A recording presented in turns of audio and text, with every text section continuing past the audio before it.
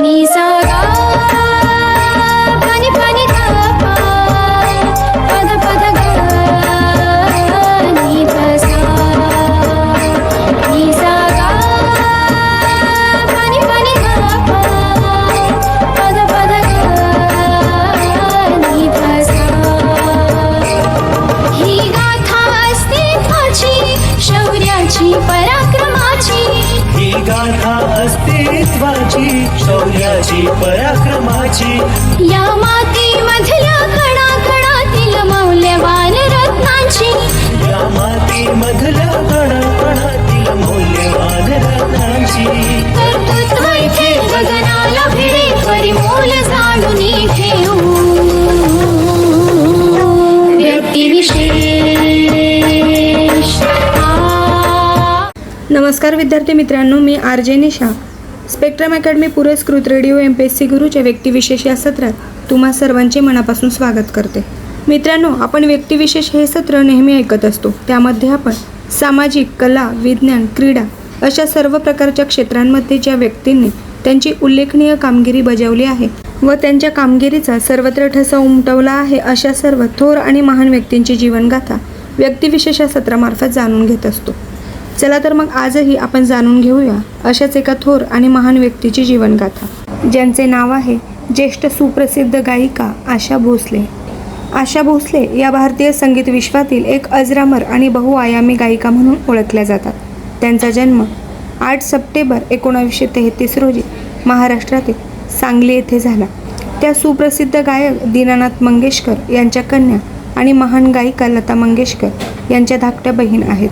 बालपणापासूनच संगीताचा वारसा लाभल्यामुळे आशा भोसले यांना संगीताची गोडी लागली आणि वडिलांच्या निधनानंतर घराची जबाबदारी सांभाळण्यासाठी त्यांनी लहान वयातच गायन क्षेत्रात प्रवेश केला. त्यांनी त्यांच्या सुरुवातीला मराठी चित्रपटांसाठी गाणी गायली. नंतर हळूहळू हिंदी चित्रपटसृष्टीत पाऊल टाकले. सुरुवातीच्या काळात मात्र त्यांना फारसं यश मिळालं नाही, कारण त्या काळात लता मंगेशकर यांचा दबदबा होता. तरीही आशा भोसले यांनी हार न मानता आपली वेगळी ओळख निर्माण करण्याचा निर्धार केला. त्यांच्या कारकिर्दीतील मोठा टर्निंग पॉईंट म्हणजे संगीतकार नायर यांच्यासोबतचं काम. त्यांच्या सहकार्यामुळेच आशा भोसले यांना CID, नया दौर यासारख्या चित्रपटांमधून लोकप्रियता मिळाली. त्यानंतर त्यांनी अनेक नामवंत संगीतकारांसोबत काम केलं.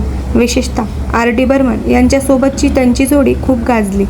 R.D. बर्मन यांच्याशी त्यांनी विवाहही केला आणि या जोडीने तिसरी मंजिल, हरे राम हरे कृष्ण, यादो की बारात यासारख्या चित्रपटांमध्ये सुपरहिट गाणी दिली.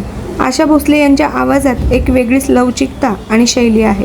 त्यांनी रोमॅन्टिक, गझल, कॅबरे, पॉप, शास्त्रीय अशा विविध प्रकारच्या गाण्यांमध्ये आपली एक अनोखी छाप सोडली आहे. अनेक हिंदी व मराठी गाणी आजही लोकप्रिय आहेत. आशा भोसले यांची खासियत म्हणजे त्यांनी आपल्या आवाजात सतत नवनवीन प्रयोग केले. त्यांनी केवळ हिंदीच नाही तर मराठी, बंगाली, गुजराती, पंजाबी, तामिळ, मल्याळम, इंग्रजी अशा अनेक भाषांमध्ये गाणी गायली आहेत. यामुळे त्या भारतातील सर्वाधिक बहुभाषिक गायिका म्हणूनही ओळखल्या जातात. त्यांनी 12,000 पेक्षा अधिक गाणी गायल्याचा विक्रम केला आहे. त्यांच्या गाण्यांमध्ये भाव, ताल, लय आणि शब्दांची सुंदर सांगड आढळते. मात्र त्यांच्या वैयक्तिक आयुष्याबद्दल बोलायचं झालं तर त्यांनी खूप संघर्ष केला. आपल्या मुलांचा स्वतः एकटीने सांभाळ करत स्वतःच्या मेहनतीवर करिअर उभं केलं. नंतर त्यांनी R.D. बर्मन यांच्याशी विवाह केला, ज्यांनी त्यांच्या कारकिर्दीत महत्त्वाची भूमिका बजावली. आशा भोसले या केवळ गायिका नाहीत तर त्या एक उत्तम स्वयंपाकी देखील आहेत. त्यांना पाककलेची खूप आवड असून त्यांनी दुबई आणि कुवेतमध्ये आशाच नावाची रेस्टॉरंट्सची साखळी सुरू केली आहे. त्यांच्या या योगदानासाठी त्यांना अनेक पुरस्कारांनीही सन्मानित करण्यात आलं आहे.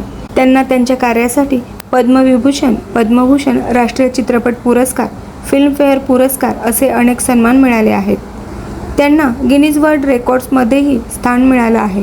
त्यांच्या दीर्घ आणि यशस्वी कारकिर्दीमुळे त्या भारतीय संगीत क्षेत्रातील एक दिग्गज व्यक्तिमत्व बनले आहेत. आजही आशा भोसले यांचा आवाज तितकाच ताजा आणि प्रभावी वाटतो. त्यांनी अनेक पिढ्यांना आपल्या गाण्यांनी मंत्रमुग्ध केलं आहे. त्यांच्या गाण्यांमध्ये एक वेगळी ऊर्जा, भावनांची खोली आणि सर्जनशीलता दिसून येते.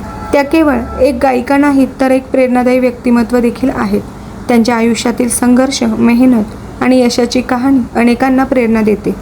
अशा या महान गायिकेचं भारतीय संगीत विश्वातील योगदान अमूल्य ठरलं आहे आणि त्यांच्या आवाजाची जादू पुढील अनेक वर्ष कायम राहील. आणि अशा या महान गायिकेने 12 एप्रिल रोजी जगाचा अखेरचा निरोप घेतला. त्यांना स्पेक्ट्रम अकॅडमी पुरस्कृत रेडिओ MPSC गुरुच्या मंचाकडून भावपूर्ण श्रद्धांजली. मित्रांनो, आज व्यक्तिविशेष या सत्रात आपण आशा भोसले यांचा संपूर्ण जीवन प्रवास व जीवनकार्य जाणून घेतले आहे आणि मला खात्री आहे की ही माहिती तुम्हा सर्वांना नक्कीच आवडली असेल. याबद्दल तुम्हाला जर काही अभिप्राय म्हणजेच फीडबॅक द्यायचे असतील तर त्यासाठी आमचा व्हॉट्सअप क्रमांक आहे 8698869880 म्हणजेच 8698869880. तसेच तुम्ही मेसेज किंवा ऑडिओ स्वरूपातही तुमचे फीडबॅक आमच्यापर्यंत पोहोचवू शकता. तर श्रोते हो, यापुढेही हे सर्व कार्यक्रम असे सुरू राहतील. तत्पूर्वी मी RJ निशा तुमच्या सर्वांची रजा घेते. पुन्हा भेटूया आपल्या व्यक्तिविशेष या सत्रात आणि जाणून घेऊया अशाच एका थोर आणि प्रसिद्ध व्यक्तीची जीवनगाथा. धन्यवाद.